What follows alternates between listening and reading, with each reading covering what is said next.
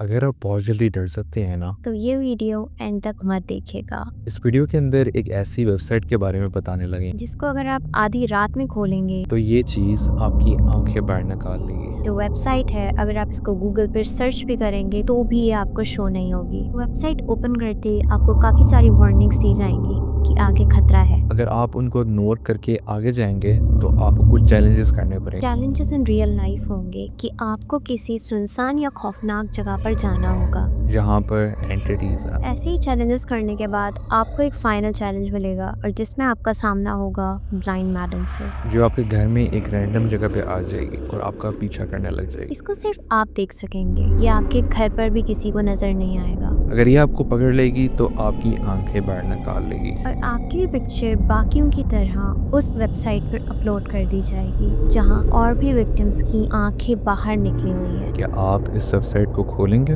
ہم تو نہیں کھولیں گے۔